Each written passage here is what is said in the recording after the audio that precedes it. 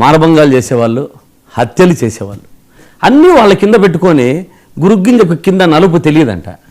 అటువంటి విధంగా మాట్లాడితే చాలా హాస్యాస్పదంగా ఉంటుంది. అంటే చిన్న విషయం చేసుకుందాం. ఒక మహిళను మనం చూసాం మన కాళహస్తిలో, మరి ప్రకాశం జిల్లాలో కొట్టుకున్నారు, చంపుకున్నారు. ఇవన్నీ కూడా ఎక్కడి నుంచి జరుగుతున్నాయి? వాళ్ళ దగ్గర నుంచే కదా. ముందు వాళ్ళని సెటరైట్ చేసుకోమని చెప్పండి, వాళ్ళు మాట్లాడే విధానాన్ని సెటరైట్ చేసుకోమని చెప్పండి. ఫస్ట్ అతనే సెటరైట్ కావాలి. నిన్న కూడా ఎమకలించుతాం ఏందండి, ఒక మంత్రిగా మాట్లాడవలసిన బాధ్యత రహితంగా మాట్లాడాడు అన్నదానికి రాష్ట్ర ప్రజలందరూ కూడా గమనిస్తున్నారు. అంటే ఎముకలో ఇరుస్తాం అనేది ఎందుకండి నిన్న టీవీలో ఎక్కడ వాళ్ళని అక్కడ కూర్చోబెడతాం, ఒక రౌడీ మాట్లాడినట్లు రౌడీ మోకల గురించి ఆయన మాట్లాడారు. ఇప్పుడు మహిళని గర్భిణీ స్త్రీని కాలుతో తన్నాడు. ఒక మీ పార్టీ సంబంధించిన సెలబ్రేషన్ చేసుకున్నటువంటి కార్యక్రమంలో మరి ఆయన జగన్ గారి అభిమాన, వైసీపీ అభిమాన అనేది మీరే చెక్ చేసుకోరు క్రాస్ చెక్. ఆ కాలుతో తన్నటువంటి అలాంటి వాళ్ళని ఉద్దేశించి బహుశా ఉండొచ్చు. అవుసా అదే అనిండొచ్చు. ఆయన ఒక మంత్రిగా బాధ్యతగా మాట్లాడాలి. ఇప్పుడు ఒక మంత్రి ఆయన ఒక రాష్ట్రానికి మంత్రిగా వచ్చాడు, కన్ను లొట్టబోయి ఏదో కూటమి పుణ్యానాన్ని ఒక సీటు కూడా గెలవలేని వాడు, తనకు తనే గెలవలేని వాడు. ఒక 21 సీట్లు వచ్చాయి. దేనివల్ల వచ్చాయి? టీడీపీ వాళ్ళు వచ్చాయి, లేదు బీజేపీ వాళ్ళు వచ్చాయి. ఇప్పుడు బాధ్యత రహితంగా మాట్లాడితే ఎలా? కొంచెం బాధ్యతగా మాట్లాడాలి. ఇప్పుడు సంబరాలు చేసుకుంటారు. ఇప్పుడు మేకపోతలు, పొట్టెళ్ళు నరికేది అమ్మవారి దగ్గర నరుకుతుంటారు, అమ్మవారికి దానిని సమర్పిస్తూ ఉంటారు, చేస్తుంటారు. జగన్ యొక్క దాంట్లో కూడా బర్త్డే దీనికి అమ్మవారికి పొట్టేళ్ళు ఇచ్చి జగన్ కూడా రక్తాభిషేకం ఏదో పాలాభిషేకం చేశారు, పాలాభిషేకం మాదిరి రక్తాభిషేకం చేస్తే నరికి కర్కశంగా ఆ రక్తం తీసుకొని ఇలా పోతుంది చిమ్మితే అప్పుడు ఏం మెసేజ్ ఇవ్వబోతున్నారు సభ్య సమాజానికి? ఇప్పుడు పవన్ కళ్యాణ్ గారు రోజు 2 సార్లు తింటాడో, వారానికి 10 సార్లు తింటాడో మాంసం తింటాడు. అది నరకకుండానే వచ్చేస్తుందా చెప్పండి? మీరు తిన్నా, ఇంకొకరు తిన్నా కర్కశంగా నరికితేనే కదా వచ్చేది. దానికి అదే విధంగా పార్టీని ఆపాదించేందుకు మాట్లాడతారు అట్లా. అంటే ఆ యాక్టివిటీస్ అవును ఆ యాక్టివిటీస్లోని ఎక్కడైనా కానీ కోడిని కానీ ఏదన్నా మేకను కానీ ఇది గొర్రెని కానీ నరికితేనే కదా మీరు తినడానికి అయ్యేది. మీరు తింటూ దాన్ని మళ్ళీ కర్కశము లేకుంటే మీరేమైనా స్మూత్గా దాన్ని పక్కన పండబెట్టుకొని నరుకుతారా? లేదు పక్కన పండబెట్టుకొని 2 రోజులు దాన్ని సాది దాన్ని లోపల మాంసం తింటారా? ఎందుకండి ఇలా పిచ్చి ప్రేళ్ళ పనులు అంతా కూడా? అది అయిపోతే చిలక జోస్యం నిజంగా పవన్ కళ్యాణ్ గారు ఒక చిలకను పెట్టుకొని చిలక జోస్యం చెప్పుకునేది మేలు నేను చెప్తూ ఉంటాను. 175 కాదండి, వైఎస్ఆర్ కాంగ్రెస్ పార్టీ రాదు అని. అంటే నీకు ప్రజల మీద నమ్మకం లేదు, ప్రజాస్వామ్యం మీద నమ్మకం లేదు, ప్రజలు ఓటు ఆ రోజు ఎవరికేస్తారో తెలియదు.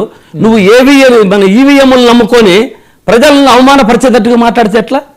నువ్వు ఇప్పుడు స్పష్టంగా మాకు అర్థమవుతుంది, ఈ కూటమి ప్రభుత్వంలో మీరు గెలిచినది ఈవీఎంలతో అని మాటికి నువ్వు చెప్పడం వల్ల రాదు రాదు రాదు అంటే ఏం మీ సొమ్మ, మీ జాగీరా? నేను అడుగుతున్నా. అంటే ప్రజలు వేయాలి కానీ నువ్వెవరా చెప్పేదానికి? నువ్వెవరు? ఎవరు నువ్వు చెప్పడానికి?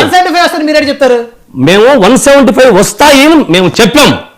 మేము మీకు రావు అని చెప్పలే, మీకు రావు అని చెప్పలే కూటానికి. అవునండి, మేము ప్రజలు మాకు వేస్తారు, మద్దతు పలుకుతారు, వస్తాయి అని చెప్తున్నాం. నువ్వేం చెప్తున్నావు? వాళ్ళు గెలవరు, వాళ్ళు ఇంకా జీవితంలో వచ్చే ప్రసక్తి లేదు అంటారు. ఒక చిలకను పెట్టుకో, చిలక దోషం చెప్పుకో, వచ్చే వాళ్ళందరికీ చిలక దోషం చెప్తూ ఉండు. నువ్వెవరా చెప్పడానికి రాదు అని? ఎట్లా చెప్తావు నువ్వు? నీ పని నువ్వు చేసుకో. ప్రజల మద్దతు ప్రజలు ఇవ్వాలి, దాన్ని ప్రజలు ఇవ్వాలి. నువ్వు ప్రజలు ఇచ్చేదాన్ని నువ్వు చేతిలో తీసుకొని రాదని చెప్పడం ఏముంది? వచ్చే ఎన్నికల్లో నీకు దమ్ము ధైర్యం ఉంటే నువ్వు సింగిల్ గా, నువ్వే గెలిచలేవు, నువ్వు మాట్లాడతావు ఎందుకు? నువ్వు గెలిచలేవు, నువ్వు గెలిచినా ఓడిపోయినావు. సింగిల్ గా వస్తే మీరు గెలుస్తారు. రమ్మని చేతనైతే సింగిల్ గా రాకపోతే సింగిల్ గా రాకు. నేనేం చెప్తున్నానంటే అందరితో వచ్చి వాపుడు బలుపు అని చెప్పుకోవద్దు. చేతనైతే నువ్వు సింగిల్ గా రా, మళ్ళీ పోయి కలుసు, నీది నిరూపించుకో. వేరే వాళ్ళని అనేటప్పుడు నీది నిరూపించుకొని, నీ యొక్క బలాన్ని నిరూపించుకొని, నీ యొక్క శక్తిని నిరూపించుకొని, నీకు ఎన్ని ఓట్లు ఉన్నాయని చూసుకొని అప్పుడు కావాలంటే నువ్వు కూటమిలో చేరుతావు, ఇంకో దాంట్లో చేరుతావు, కలిసి ప్రయాణం చేయండి. కానీ దీని బదులు మాటికి ప్రజాస్వామ్యాన్ని అవమానపరిచినట్టు, ప్రజలను అవమానపరిచినట్టు ఎప్పుడు మీరు రారు అంటే నీదేమి, నువ్వెలా వస్తావు? నీకు ఏమి బలం ఉంది? నీకు ఎంత సామర్థ్యం ఉంది? కాబట్టి వాళ్ళకి ధైర్యం ఉంది, మీరు రారని. అవునండి, నేను చెప్పేది ఎవరితో కలిసి, నేను ఇంతకుముందు చెప్పా, కలిసి కన్ను లొట్టబోయి వేరే వాళ్ళతో కలిసావు, అంతవరకు నీ చేత కాలే.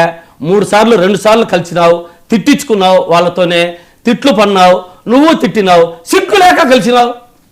నీకు అదే సిగ్గుంటే, నీకు చేతనైతే, నీకు చేవ ఉంటే సింగిల్కి వచ్చి నిరూపించుకో ఒక్కసారి, జగన్మోహన్ రెడ్డి మాదిరి మీరు నిరూపించుకోవచ్చు. వాళ్ళ ముగ్గురు కలిసి వాళ్ళ ముగ్గురిని ఒక్కసారి మీరు ఓడించొచ్చుగా. భారతదేశంలోనే వరుసగా 3 సార్లు ఎన్నికలలో స్వంతంగా ముందుకొచ్చిన పార్టీ, ఏకైక పార్టీ భారతదేశంలోనే వైఎస్ఆర్ కాంగ్రెస్ పార్టీ. 3 సార్లు సొంతంగా వచ్చి 2 సార్లు ఓడిపోయింది, ఒకసారి గెలిచింది. 2 సార్లు ఓడిపోయింది, ఒకసారి మాకు 60 సీట్లు వచ్చినాయి.